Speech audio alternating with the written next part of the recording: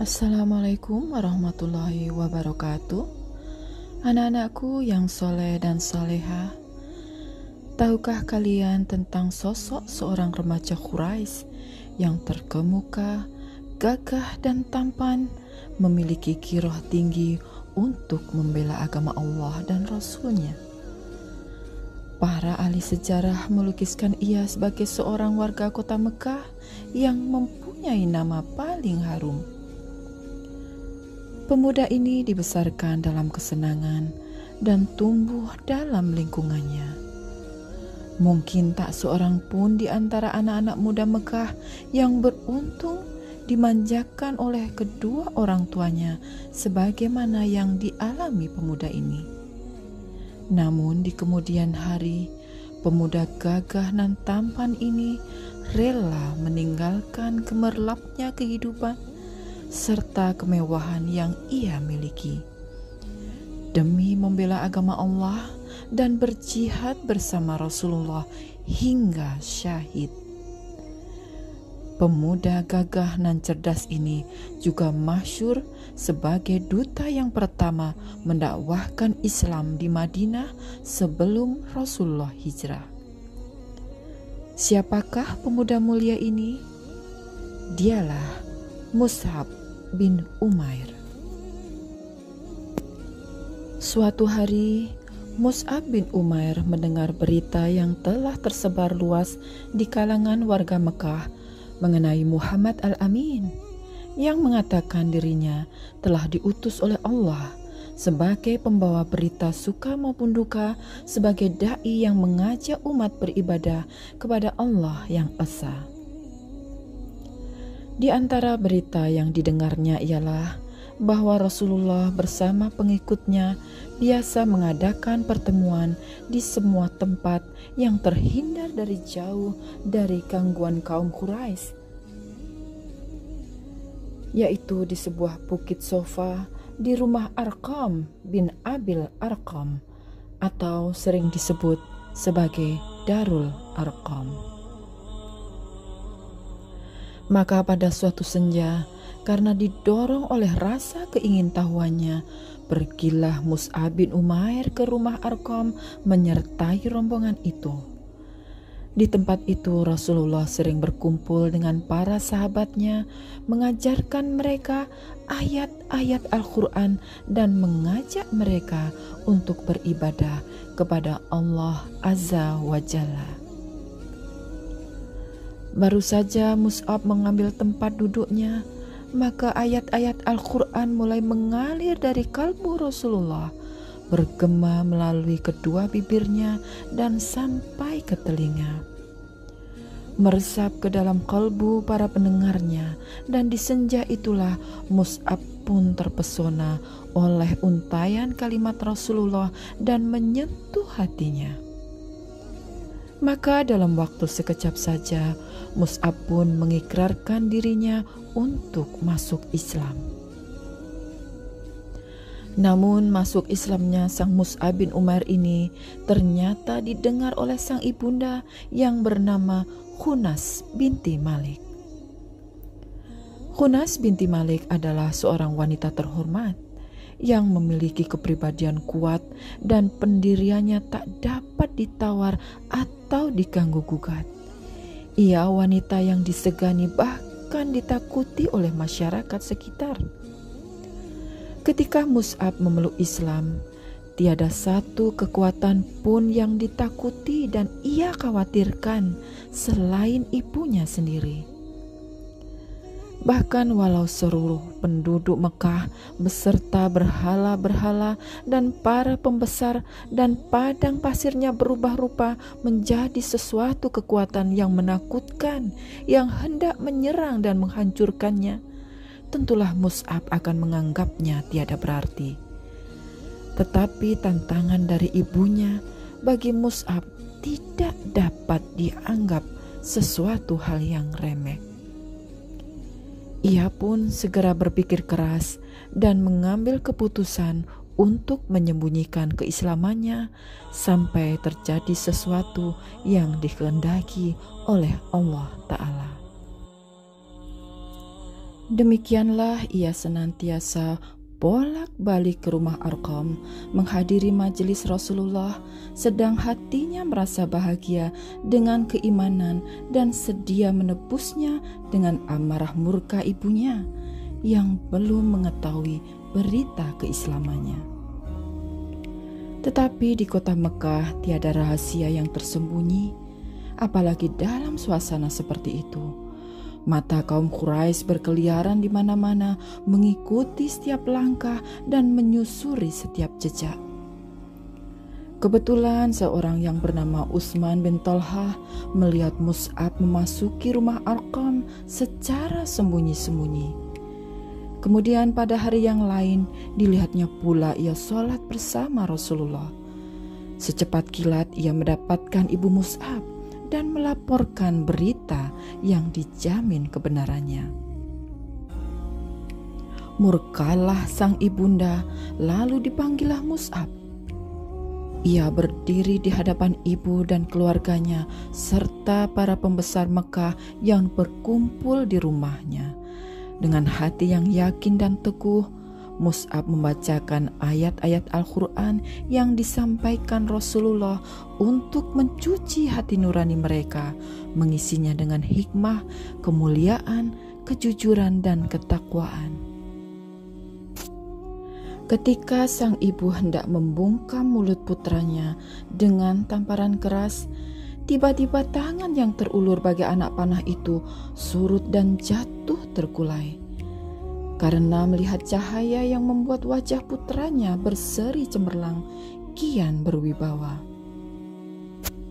Karena rasa keibuannya, ibunda Mus'ab tak jadi menyakiti putranya.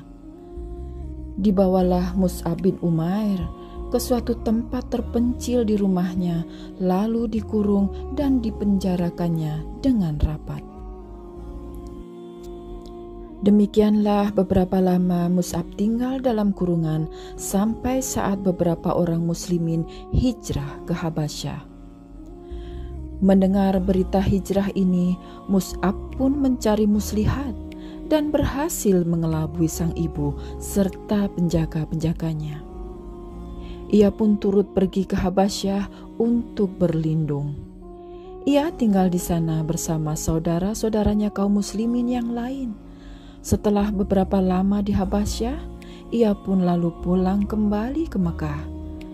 Namun, kemudian ia pergi untuk berhijrah yang kedua kalinya bersama para sahabat karena ketaatannya atas titah Rasulullah. Pada suatu hari, Mus'ab bin Umair tampil di hadapan beberapa orang muslimin yang sedang duduk di keliling Rasulullah. Demi memandang Mus'ab, mereka pun menundukkan kepala dan memejamkan mata, sementara beberapa orang matanya basah karena duka. Mengapa demikian? Ternyata karena saat itu mereka melihat Mus'ab bin Umair memakai jubah usang yang bertambal-tambal. Padahal belum lagi hilang dari ingatan mereka bagaimana sang Mus'ab ketika sebelum masuk Islam tak ubahnya bagaikan kembang di taman, berwarna-warni dan menghamburkan bau yang sangat wangi. Rasulullah menatapnya dengan pandangan yang penuh arti disertai cinta kasih dan syukur dalam hatinya.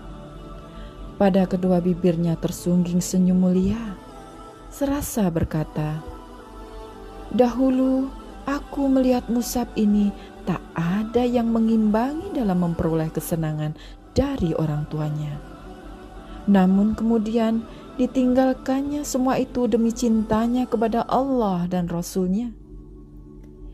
Hingga suatu saat Mus'ab pun dipilih oleh Rasulullah untuk melakukan suatu tugas penting saat itu, yaitu menjadi duta atau utusan Rasulullah untuk mengajarkan agama Islam kepada kaum Ansor di Madinah yang telah beriman dan berbaiat kepada Rasulullah di Bukit Aqabah. Di samping itu, ia juga mempersiapkan kota Madinah untuk menyambut hijrah Rasulullah sebagai peristiwa besar. Sebenarnya, di kalangan para sahabat saat itu masih banyak yang lebih tua, lebih berpengaruh, dan lebih dekat hubungan kekerabatan dengan Rasulullah daripada Mus'ab bin Umair. Tetapi Rasulullah menjatuhkan pilihannya kepada sang Mus'ab, dan bukan tidak menyadari sepenuhnya bahwa beliau telah memikul tugas amat penting ke atas pundak pemuda itu dan menyerahkan kepadanya tanggung jawab nasib agama Islam di kota Madinah. Mus'ab memikul amanah itu dengan bekal karunia Allah kepadanya berupa pikiran yang cerdas dan budi yang luhur. Dengan sifat zuhud, kejujuran dan kesungguhan hati, ia berhasil melunakkan dan menawan hati penduduk Madinah hingga mereka berduyun-duyun masuk Islam. Ketika tiba di Madinah pertama kali, ia mendapati kaum muslimin tidak lebih dari 12 orang, yakni hanya orang-orang yang telah berbaiat di Bukit Aqabah. Namun beberapa bulan kemudian meningkatlah jumlah orang-orang yang memenuhi panggilan Allah dan Rasul-Nya. Mus'ab memahami tugas dengan sepenuhnya hingga tak terlanjur melampaui batas yang telah diterapkan. Ia sadar bahwa tugasnya adalah menyeru kepada Allah, menyampaikan berita gembira lahirnya suatu agama yang mengajak manusia mencapai hidayah Allah, membimbing mereka ke jalan yang lurus, akhlaknya mengikuti pola hidup Rasulullah yang diimaninya, yaitu mengemban kewajiban hanya menyampaikan belaka.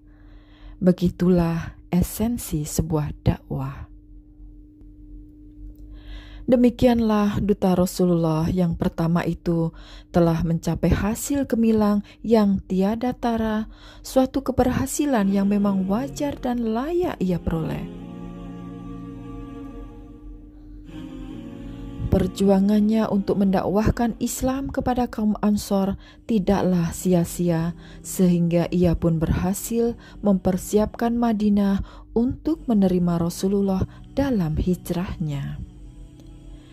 Hingga kemudian pada tanggal 22 Maret 625 Masehi atau tanggal 7 Syawal tahun ketika Hijriah, terjadilah peperangan Uhud.